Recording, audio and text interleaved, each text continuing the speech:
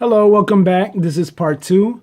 And I left off at the comparison between the man and how the Pharisee on was in the temple on the platform while the publican was standing afar off. And so his words were much more brief and much more to the point and much more honest. And so let's go there. And the publican standing afar would not lift up so much as his eyes unto heaven, but smote upon his breast, saying, God, be merciful to me, a sinner.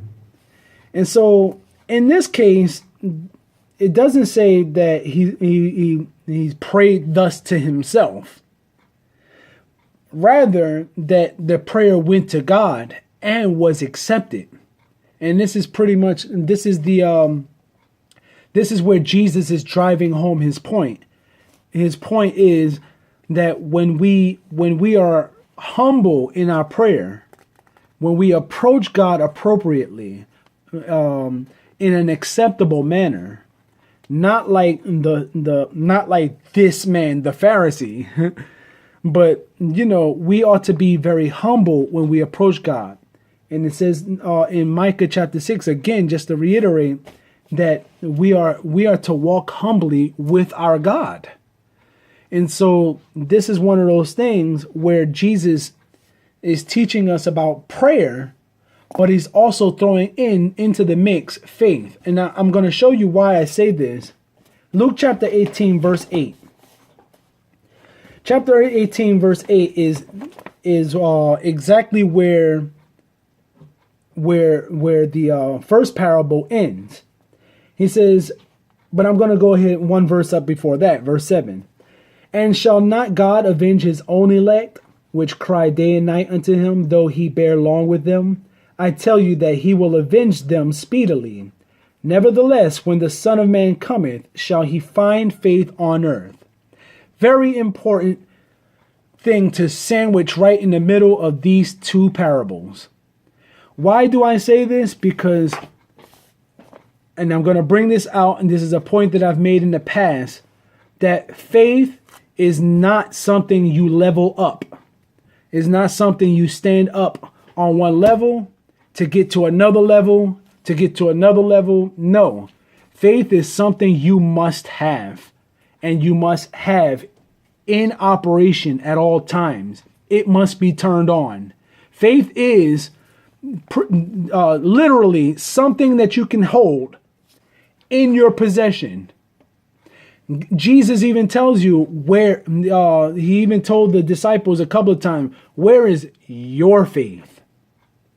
And so we have a responsibility to believe, and not only believe, but when we pray, in this case, in this instance, Jesus is teaching us about prayer, that we ought to pray in faith. But not only that, more so pray in faith in utter humility. Why? Why should we pray in utter humility? Because most literally, God is above us. He is in heaven. Earth is the footstool. We are in earth.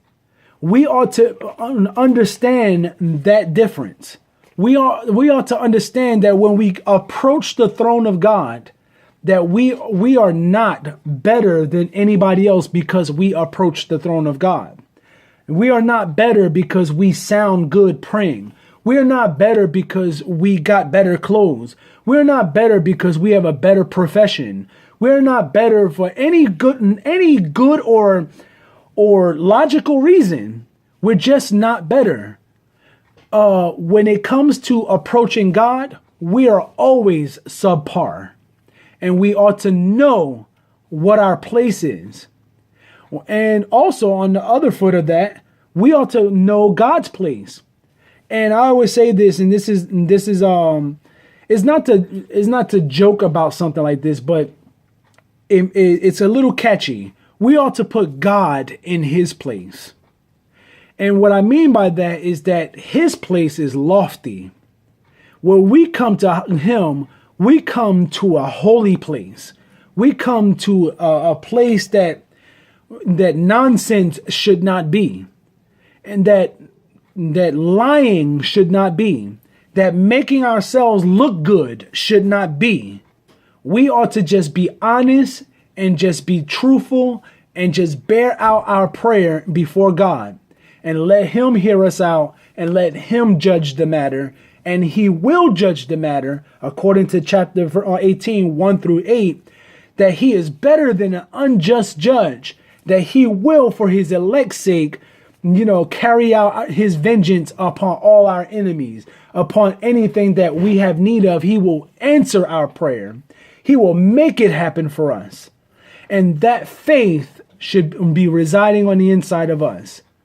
Not only that, but the faith in us shall also recognize that God is holy, and that when we approach a holy God, that our righteousness is nowhere near holy, that we are specks before him, specks in his holiness, and that we need to be sanctified before we come to him, that we need to be justified by the truth of the matter.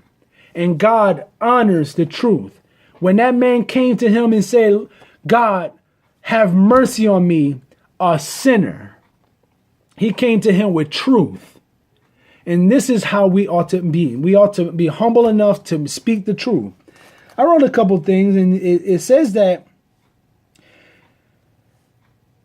the continuity of prayer as laid out in verses 1-8, that men ought always to pray and not faint, that continuity is because of our faith. Continuity of prayer requires a continuity of faith. This is why verse 8 was written.